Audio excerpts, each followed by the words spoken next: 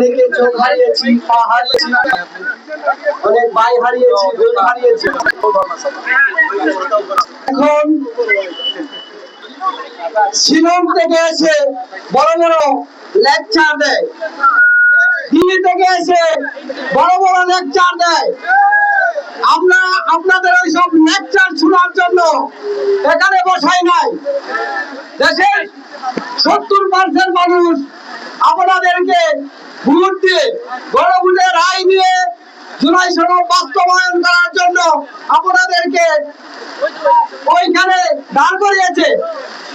আপনারা যদি আমাদের আহত শহীদ পরিবারদেরকে নিয়ে কোন পায়তারা করেন, আমরা দিল্লির মাল দিল্লি পাঠিয়ে দেব, শিলংয়ের মাল শিলং পাঠিয়ে দেব, লন্ডনের মাল লন্ডন পাঠিয়ে দেব।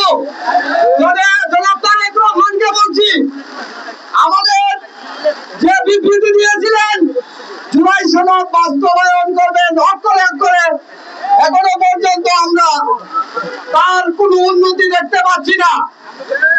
যদি শেখ হাসিনার মতো কবল হাতে না হয়,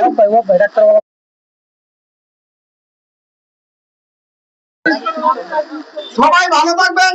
আসসালামু আলাইকুম।